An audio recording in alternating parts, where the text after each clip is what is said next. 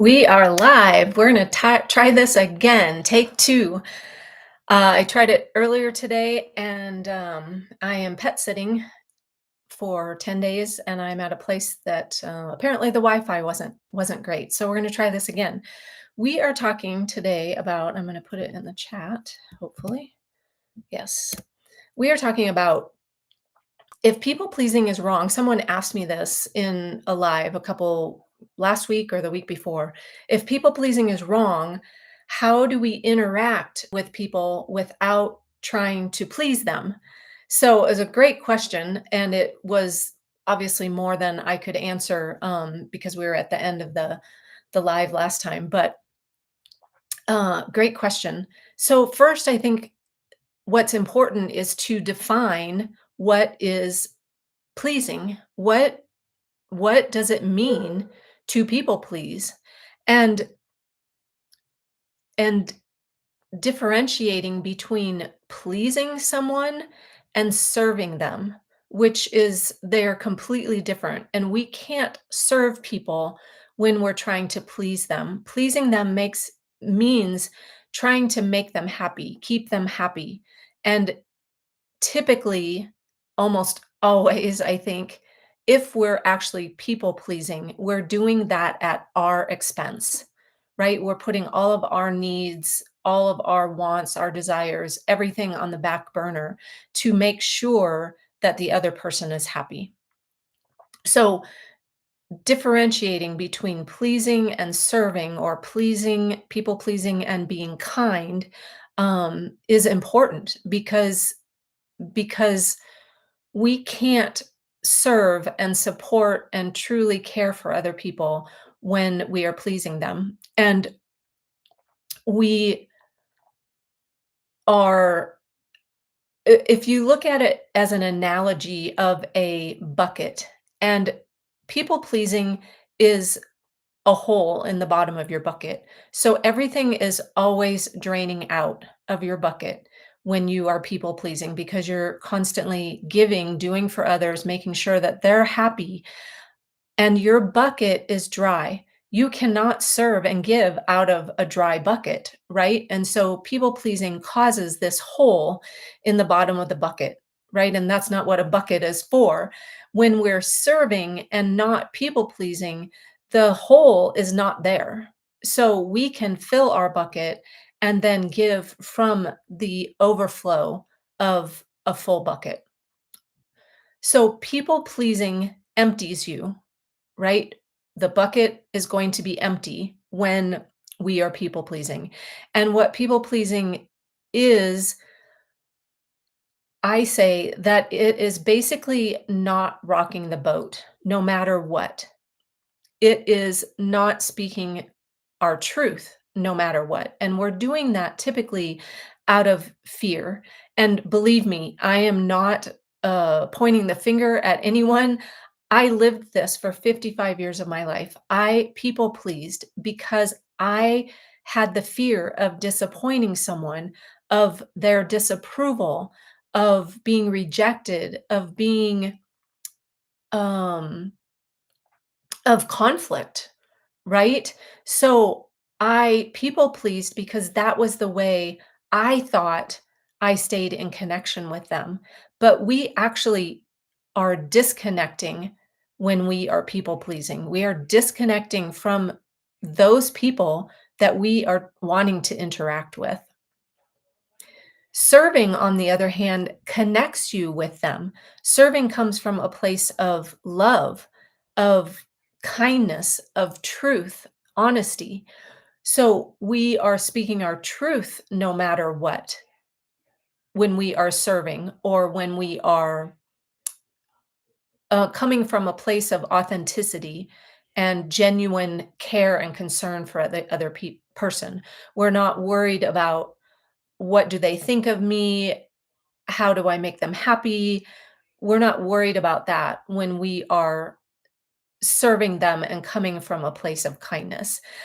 I'd love for you to put any questions in the chat if you have any that you'd like me to further answer. I see there are a couple people on the call right now. So Again, people pleasing is fear based. It's about avoidance, avoiding conflict, avoiding fear, avoiding rejection, avoiding disapproval of another person. And so we do what we can when we're people pleasing to avoid those things because we don't want to feel that rejection, that judgment, that disapproval, that conflict, right? And we don't want to feel that discomfort. So we smooth it over by doing certain behaviors to make sure the other person is happy and okay, even again at our own expense.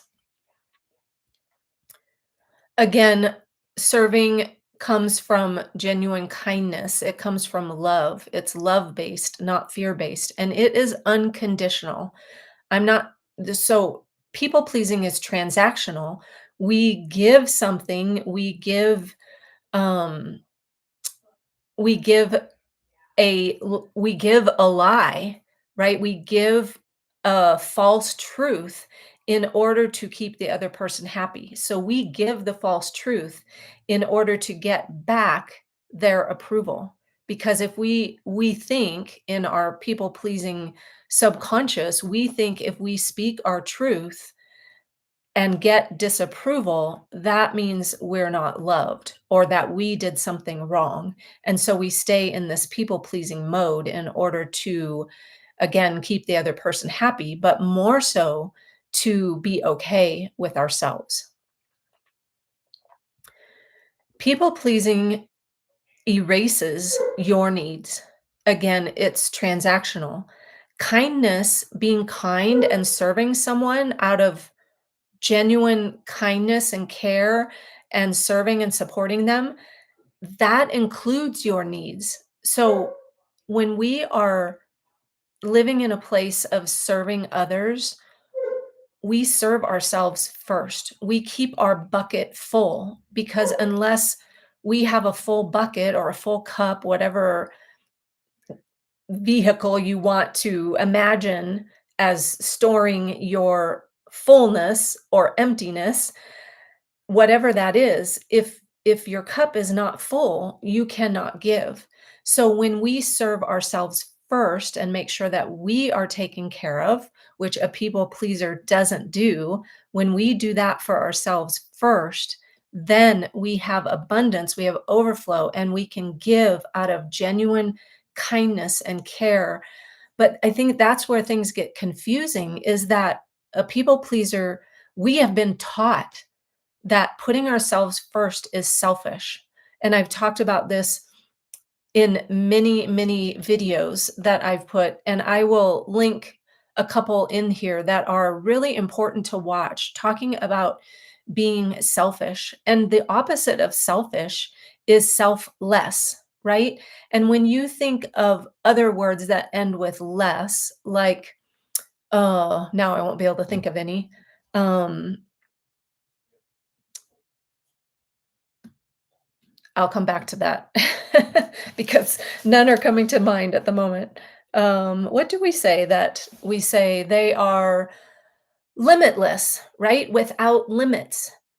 If I apply that to worthless, without worth, um, you have positive and you have negative without limits, limitless, right? If you apply that to selfless, that means without self.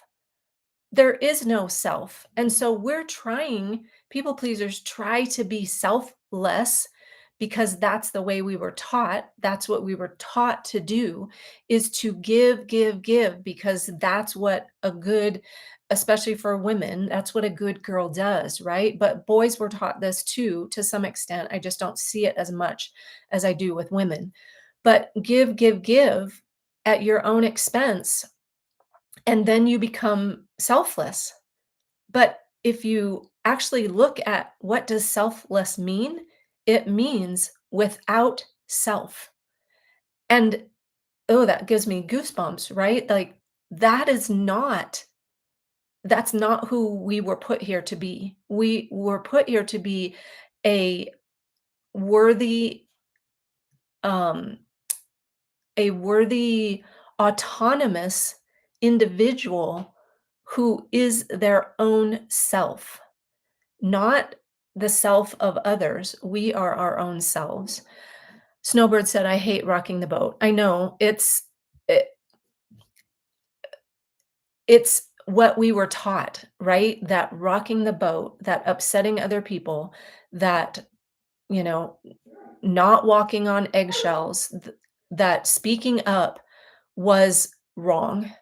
And so we have it patterned into our brain, into that reptilian part of the brain, that survival part of the brain, that rocking the boat means that we possibly, to a really big extent, like a really extreme extent, we could possibly not survive, right? So we learned, and I know some people learned it more than others in childhood, right? You had stronger things that if you spoke up, you you could possibly be punished or um ridiculed or, kind of pushed away from, right?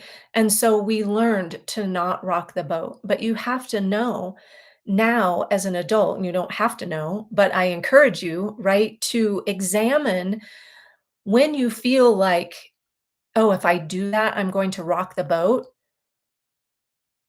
Think about, like, really step outside of yourself, maybe. Step back from yourself, recognize the person that you're seeing, you, and recognize what you're about to do that you feel is going to rock the boat. And then ask yourself, as the observer of that person, you, do I really, is this, if I speak up, am I really doing something wrong? Right? Is what I'm about to do or say bad? Is it mean? Is it spiteful, right? Probably not. But we were taught to believe that speaking up, speaking our truth was wrong, mean, bad, against the other person. And so we learned to not do it. And it became a habit, just like any habit that you have, whether it's a good habit, a healthy habit, or an unhealthy habit. This is an unhealthy habit of not wanting to rock the boat. And I would encourage you also to look at, how is not wanting to rock the boat impacting your life? How has it impacted your life in the past? Take out a sheet of paper and write down all the ways that you can see not wanting to rock the boat, whether you did speak up or you didn't speak up, or whatever you were doing or saying or wanting to do or say that you thought would rock the boat. Write down all the examples that you can think of where you were afraid to rock the boat, or where you maybe did rock the boat and then felt guilty afterwards or were punished for it or whatever. Like, write it out. It helps us so much. It helps the brain process this when you can become more aware of what happened and the pattern that you were programmed to live in. Remember, you didn't choose this. You probably did not choose to have the thought, to have the pattern, I don't want to rock the boat. That pattern, that thought was given to you, and now it has just become a habit in the subconscious. So take out a piece of paper, write down all the times you can think of, like go back as far as you can remember. I remember my brother betting me $1 that I don't even remember what it was about. Um, and he lost the bet, but then didn't pay me the dollar. And so I complained. I told mom, and she said, "Well, you shouldn't be gambling anyway. You shouldn't be betting anyway. That's bad." So I learned, right, that someone else can get away with um lying, basically, right? He promised me $1 if I was right in whatever it was, and I was right, and I learned from that, that speaking up just gets me in trouble. And so I learned to not speak up. I learned to not rock the boat, right? And it became a pattern to not do that. And then I would get in relationships as an adult and I wouldn't speak up. And then I would blame it on the other person, right? So write down all the instances you can think of when you rocked the boat or when you were afraid to rock the boat and didn't. And then look at it from your logical brain perspective, because what happens is we go to when we're thinking about that, "Oh, this is gonna rock the boat," right? That's the emotional part of the brain, and this is the right part. The right side of the brain is the emotional part of the brain. So we go to the emotional part, which is not the executive thinking part. I want you to write them all out, then you can go at it from your logical part of your brain, the left part of your brain, and look at it logically. Was I doing anything wrong? This is the way that you start to repattern the subconscious mind, that it will support you instead of continue to sabotage you going forward. And it's not doing it on purpose, it's just running the program that it was given. And the program is, again, that you were patterned to believe that rocking the boat was bad, that maybe it even made you bad or wrong. So that is, I invite you to, write out that was, thank you for saying that, Snowbird, that you hate rocking the boat. And thanks for being here. I appreciate it. And for the other people that are here, I appreciate you watching live. And we're talking about, someone asked me a question: if people pleasing is wrong, how do we interact without trying to please them? Right? How do we interact with other people without getting into people pleasing? And so we talked about, the difference between pleasing someone and actually being coming from a servant's heart. There's a huge difference. We talked about that. Pleasing, again, erases your needs, and kindness includes them. And it's important that we start putting our needs first. And again, I talked about selfish versus selfless.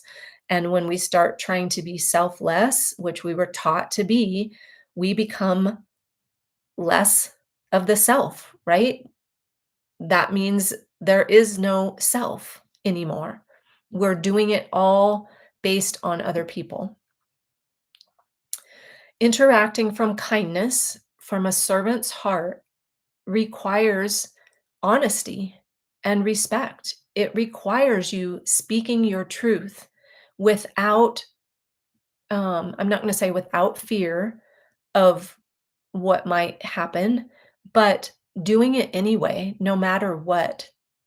Even if you do fear disappointing them or hurting their feelings, it is important that we start speaking our truth in order to break free from people pleasing. And that doesn't mean we speak it in a cruel way, right? Speaking our truth has been scary for people pleasers because, again, we were taught that speaking our truth gets us hurt, right? It it maybe got us punished. And so we learn to stay quiet. And in order to break free of people pleasing, we have to learn to start speaking our truth. And our truth is not wrong. It is never wrong. Our truth is never wrong, even if it is the opposite of what someone else believes or thinks you should believe. Your truth, whatever it is not wrong. It's your truth. And no one, they will, but no one can actually um, push back against that, because your truth doesn't have to be their truth, and their truth doesn't have to be your truth. True connection happens, and I said this a little bit earlier, when we are being authentic. It cannot happen any other way. If we're wearing a mask and people pleasing, we're not being authentic. And the other person that we're interacting with cannot is not interacting with the real us when we are pleasing. Because when we are being a people pleaser, when we are in that people pleasing mode, that behavior of people pleasing, we are wearing a mask. We're not being our authentic selves. And So there is no connection there with the true self because we're not showing the true self. So when we're performing as a people pleaser, and if you think of it as, am I in performance mode right now? Am I being someone that I'm actually not in order to keep the other person happy? And if that's happening when you're interacting with someone, there is no way that you can have connection with them. Again, I gave you the analogy about the bucket with the hole in the bottom, right? So that is people pleasing. When we're not people pleasing, when we're actually serving, we have a whole, complete bucket. And that means that we're filling it by caring for ourselves first. And then from the abundance of that bucket or that cup, giving to other people through abundance, through unconditional giving, not transactional giving. So how do we like what can we do to start breaking free from thinking that, like the person asked the question, if people pleasing is wrong, how do we interact without trying to please them? So how do we do that, and what is this all about? This is, if we are trying to interact with people through transaction, that is a very um huge sign of poor boundaries. Poor boundaries with them and poor boundaries with ourselves. And I'm going to tell you why that is, how that is. So, when we are trying to please someone else versus giving out of unconditional, from an unconditional place, we are crossing their boundary. By not giving them our truth, that is crossing a boundary. It is managing their emotions, right? Why are we not giving them our truth? Because we think that they're going to be disappointed. We think there's going to be conflict. We think we might be rejected, right? We think we might upset them. They might get mad. That is us managing their emotions. And that is a boundary issue. Believe me, I didn't get this until about 7 years ago, and then I got it like a big 2 by 4 to the head or a Mack truck, right? I finally got it that boundaries aren't about another person, they're about me. But when we're doing this, we're crossing boundaries and we're trying to control the outcome. This was a big one for me. I had a therapist who asked me why I covered up for people, like why I didn't um, call out um, men in relationships when they did something that hurt me, or when they did something really I can't even think of the word, really hurtful. Why did I not? Why did I not say something to them? Why did I cover up for them? Why did I cover up for them with other people, right? Why did I tell lies about them in order to make them look good? And she said, I want you to look into this. And so I went home and I was bound and determined to figure out, why do I cover up for people? And I know it's a pattern from the past, from when I was a child. But the reason I was doing it now, I realized, like, again, a big 2 by 4 to the side of my head, was that I was trying to control the outcome. I never thought of myself as a controlling person. I was like, "I'm so nice. There's no way I am a controlling person." And I was going to Codependence Anonymous at the time, and this all went in conjunction. This all fit together for me, was like, oh my gosh, because it talks about in Codependence Anonymous how people pleasers, how codependents are controlling. And I was like, that's not me. That is absolutely not me. I am not a controlling person. I felt like I was on the other end of the spectrum, like the pendulum. If this was controlling, I was clear over here. There was no way I was controlling. And when I sat down after she asked me that, it I got the message clear that I was being controlling, and here's how. By me covering up for them, I could control the outcome because me covering up for them meant that they wouldn't explode, they wouldn't get angry, they wouldn't reject me, right? So I could control the outcome. And even though the outcome wasn't what I wanted, right? It wasn't happy and peaceful. It was known, it was predictable, and it felt safer than the unknown. And that's what our subconscious helps us do is stay in what feels safe. But safe a lot of times, like in these instances of an emotionally abusive husband, I was covering up for him and staying in what was known and predictable because it felt safer than calling him out on his BS and not knowing the outcome. So look at where you are trying to control the outcome, right? And we do that through people pleasing, through not speaking up. That's a big one. It's a big one. It was a huge turning point for me to realize that I truly was trying to control people and their behaviors in order to keep myself safe.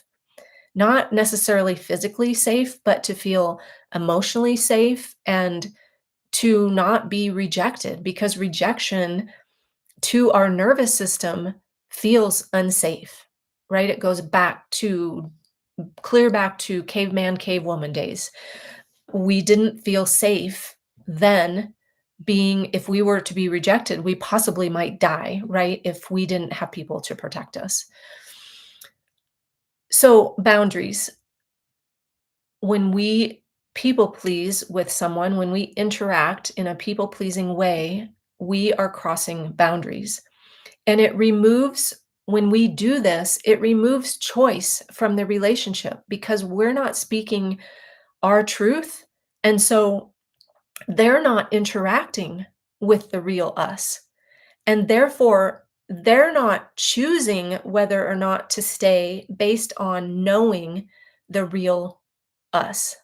And I know that nobody wants to be rejected, right? That's one of the core fears is to be rejected.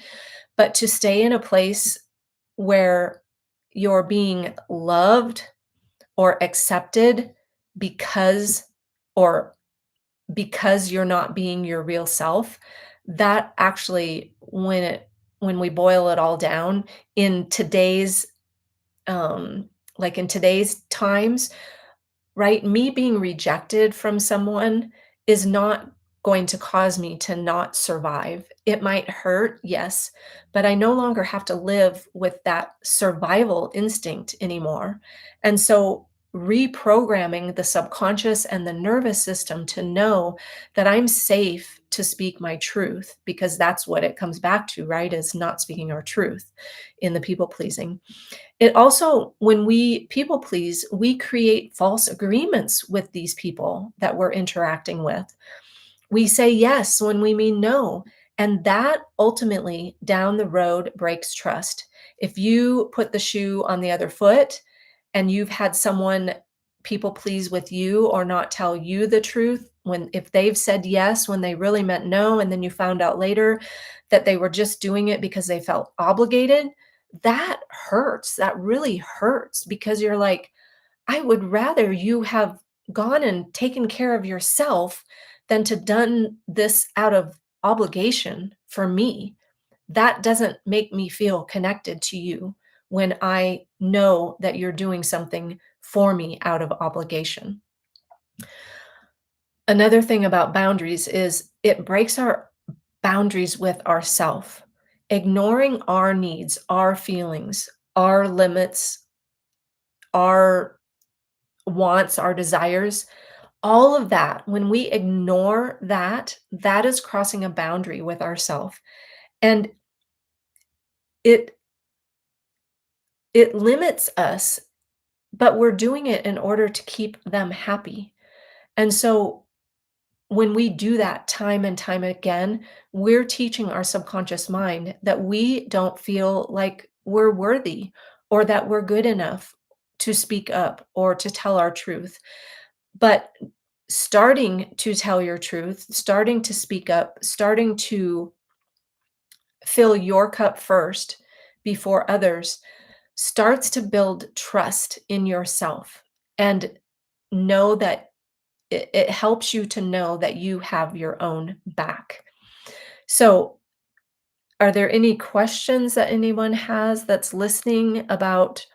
Again, we're talking about someone asked me this question: if people pleasing is wrong, how do we interact with people without trying to please them? And that's what I have to say about that. I do have a free boundaries blind spot quiz. It is a compilation of statements that you just answer on a scale of 1 to 10 or 0 to 10, and you can find out your where what area in your life boundaries are the hardest for you, so that you can start focusing on that area first in your life and start building up boundaries slowly in that. The link to that boundaries blind spot quiz, the reason I called it boundaries blind spot is because that's what happens is things are in our blind spot that we can't see, that we can't do anything about. And that's why earlier in this live I said, make a list of all the things where you felt like in the past you were rocking the boat, or in the present, like where do you see yourself rocking the boat, right? Because until we get it down on paper, you may not even realize it may be in your blind spot where you can't even see it, just like a car driving in your blind spot.